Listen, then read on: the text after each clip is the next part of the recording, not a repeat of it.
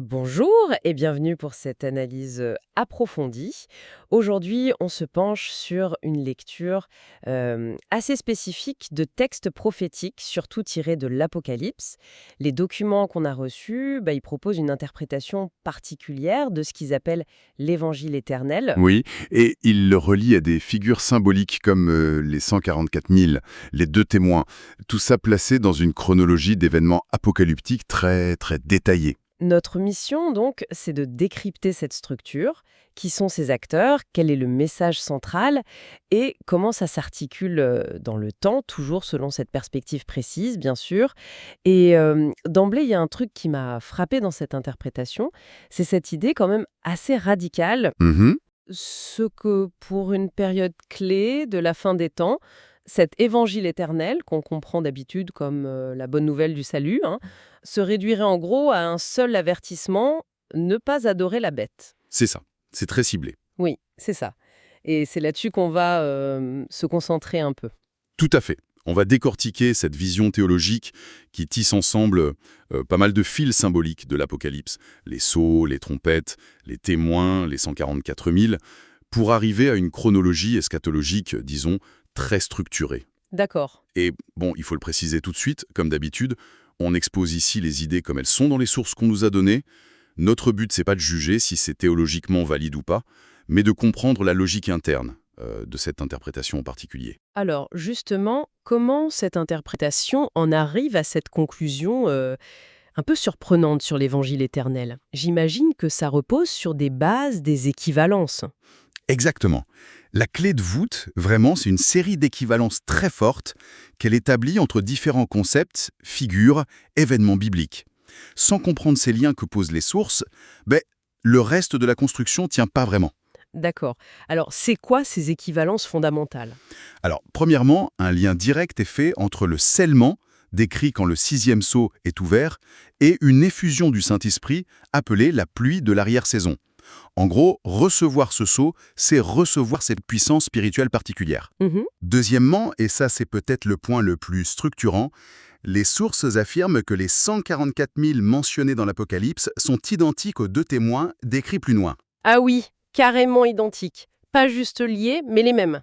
Identiques, selon cette lecture, ce ne sont pas deux groupes séparés, mais un seul et même groupe vu sous deux aspects différents. On les appelle aussi les prémices rachetées d'entre les hommes. D'accord. Un seul groupe, deux noms. C'est une fusion assez audacieuse. Et ça continue comme ça? Oui, ça continue. L'acte même d'être scellé et donc de recevoir cette pluie de l'arrière-saison est assimilé à l'action de manger un petit livre, décrite dans Apocalypse 10. Le petit livre. Voilà.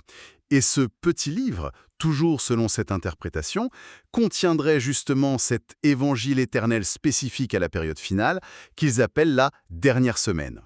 Et pour boucler la boucle, ce petit livre est même identifié au livre de l'Apocalypse lui-même. Ah, attends. Waouh! Donc si je récapitule pour être sûr. Scellement égale pluie de l'arrière-saison égale manger le petit livre égale recevoir l'évangile éternel version fin des temps. Ah oh. Et tout ça, c'est ce qui caractérise le groupe unique des 144 000 de témoins. C'est bien ça? C'est exactement ça. C'est un réseau de correspondance très, très serré. Hmm. Ce système d'équivalence, ça permet à cette interprétation de créer une cohérence interne forte. Ça relie des passages qui autrement pourraient sembler un peu épars, quoi. C'est une tentative de montrer que derrière ces symboles variés, il y a une seule réalité eschatologique centrale. Un groupe précis, avec une puissance précise, un message précis, pour un temps précis. Parlons de ce groupe alors, les 144 000 de témoins. Qu'est-ce que les textes de l'Apocalypse en disent et comment cette interprétation les dépeint? Alors, les 144 000, on les trouve dans l'Apocalypse 7 et 14. Ils sont décrits comme scellés parmi les tribus d'Israël, rachetés, purs, vierges, mais symboliquement, ils suivent l'agneau, ils sont sans mensonge, irréprochables. Et ils peuvent apprendre un chant nouveau. Ok, ça c'est pour les 144 000. Et les deux témoins? Les deux témoins, c'est Apocalypse 11. Ils prophétisent pendant 1260 jours, vêtus de sacs. Ils sont comparés à deux oliviers, deux chandeliers. D'accord. Et ils ont des pouvoirs surnaturels assez impressionnants. Du feu qui sort de leur bouche, le contrôle de la pluie, changer l'eau en sang, frapper la terre de plaies. D'accord. Et donc l'interprétation dit que c'est les mêmes personnes qui font tout ça. Oui, elle soutient que l'expérience du scellement des 144 000, C'est la même chose que l'expérience des 2 témoins qui mangent le livre. Leur mission de prophétie est la même, celle qui est annoncée en Apocalypse 10, verset 11, « Il faut que tu prophétises de nouveau », et qui s'accomplit pendant les 1260 jours d'Apocalypse 11, verset 3. Mhm. Donc ce groupe unifié est à la fois protégé, parce qu'il est scellé, et actif, parce qu'il prophétise avec puissance. Deuxième message, si manger le livre, c'est recevoir l'évangile éternel, et que ce groupe le proclame, comment on en arrive à dire que cet évangile, c'est juste « n'adorez pas la bête ». C'est là que l'interprétation se concentre sur Apocalypse 14, les versets 6 à 11. Il y a 3 anges qui proclament des messages l'un après l'autre. Le premier ange appelle à craindre Dieu, à l'adorer comme créateur. Le deuxième annonce la chute de Babylone. Classique, ça? Voilà. Mais d'après cette lecture, le cœur brûlant, le noyau dur de l'évangile pour cette période précise, c'est le message du troisième ange. Et là, c'est un avertissement extrêmement sévère contre quiconque adore la bête et son image ou reçoit sa marque. La punition est terrible. Boire le vin de la fureur de Dieu. Donc, l'évangile éternel devient un ultimatum, centré sur le refus d'un culte particulier. C'est un changement de perspective assez net par rapport à d'autres visions de l'évangile, non? Tout à fait. Et la source insiste là-dessus, sur cette spécificité. Elle contraste ça avec ce qu'elle voit comme les messages divins centraux d'autres époques. Ne pas manger les fruits défendus au début, observer la loi, avec Moïse, croire en Jésus-Christ, dans le Nouveau Testament. D'accord. L'argument ici, c'est que l'impératif divin, il s'adapte aux enjeux cruciaux de chaque période. Et dans la confrontation finale décrite dans l'Apocalypse, l'enjeu vital, ça devient la loyauté exclusive à Dieu face à la pression d'un culte mondial imposé par cette bête. Et cette bête, c'est quoi exactement dans cette logique? Dans la logique des sources, elle représente un pouvoir politico-religieux mondial. L'antagoniste final, quoi. Donc, refuser son culte devient l'acte de foi essentiel de cette période. C'est fascinant, cette idée d'un message divin qui se focalise comme ça. Mais alors, quand est-ce que tout ça est censé arriver? La chronologie doit être assez précise, j'imagine. Elle l'est, oui. Les sources décrivent une séquence d'événements qui mènent à cette période clé des 1260 jours. Pour faire court, après une série de catastrophes au début, déclenchées par les premiers sceaux, guerre, famine, maladie, persécution, tout ça, sous les sceaux 1 à 4. Puis la vision des martyrs sous le 5e sceau, on arrive au 6e sceau. Et là, c'est important. Oui, c'est un tournant majeur. Il y a de grands bouleversements cosmiques, terrestres. Et juste après, immédiatement après, vient le seulement des 144 000. C'est là qu'ils reçoivent leur mandat, leur puissance, ce qui est assimilé au fait de manger le petit livre. Ok, donc l'habilitation de ce groupe, ça se passe au 6e sceau. Et ensuite? Ensuite, le 7e sceau ouvre la série des 7 trompettes.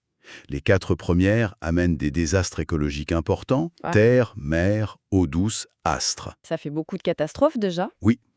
La 5e trompette libère une plaie de sauterelles démoniaques. C'est appelé le premier malheur.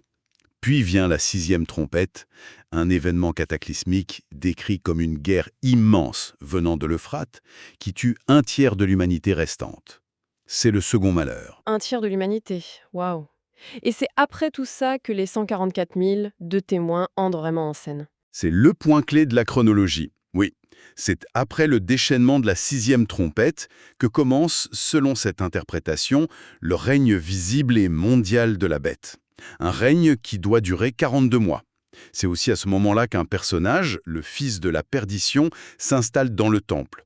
Ça marque le début de ce que les sources appellent la dernière semaine prophétique, une période de 7 ans.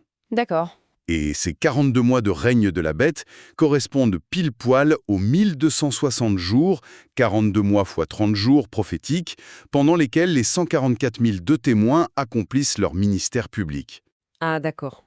Donc si je comprends bien, la première moitié de cette dernière semaine, ces 1260 jours, c'est une période de confrontation directe. D'un côté, la bête règne et impose son culte.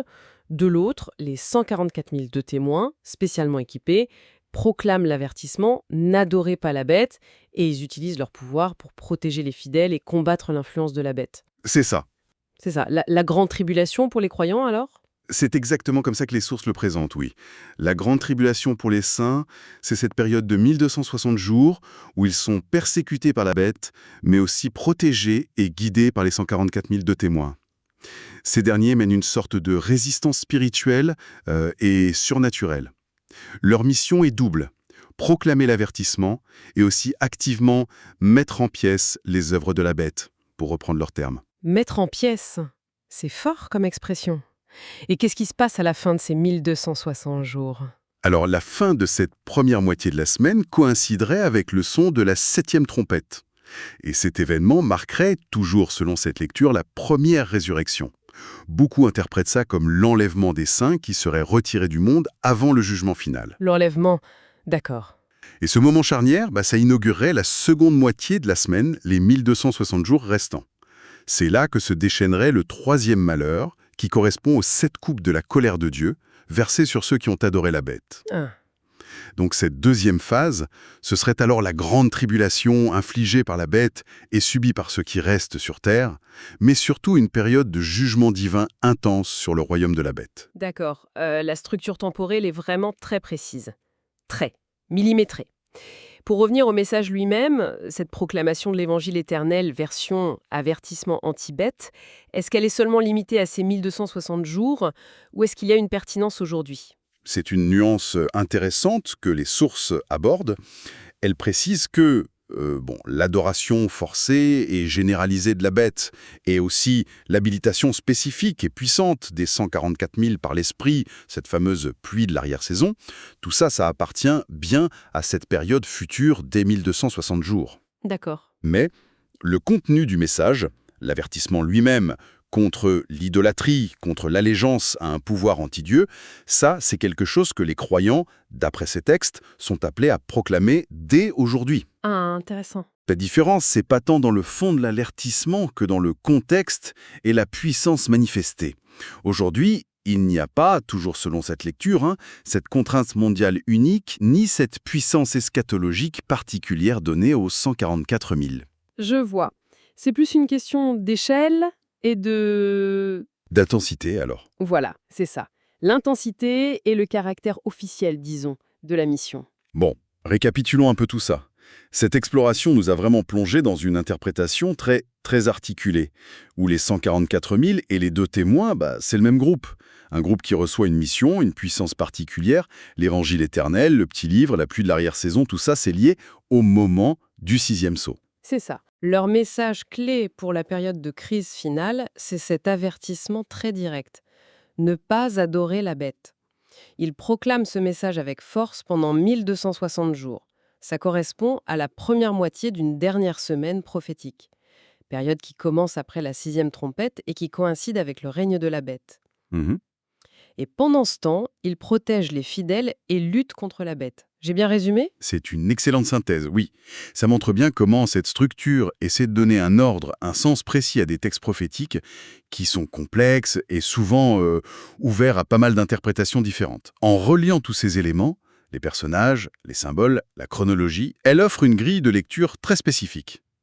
C'est un exemple de la façon dont on cherche à décoder ce qui est vu comme une sorte de feuille de route pour les temps de la fin. Et pour nous laisser sur une note de réflexion peut-être, une question qui émerge de cette lecture particulière. Si on suit la logique interne de cette interprétation, qui suggère que le message divin jugé le plus crucial a pu évoluer, ou en tout cas se focaliser différemment à travers l'histoire, d'une interdiction alimentaire à une loi, puis à une personne, pour finir par un refus d'allégeance à une figure antagoniste, qu'est-ce que ça pourrait impliquer? Peut-être sur la manière dont la communication divine est perçue, comme s'adaptant aux défis de chaque époque, ou même sur la nature de ce qui est fondamental à différents moments. Enfin, toujours selon la perspective tracée par nos sources du jour, bien sûr. C'est une excellente question ouverte, en effet. Ça invite à réfléchir à la relation entre le message éternel et ses expressions temporelles spécifiques. Voilà. Une piste de réflexion à explorer. Merci beaucoup pour cet éclairage. Merci à vous.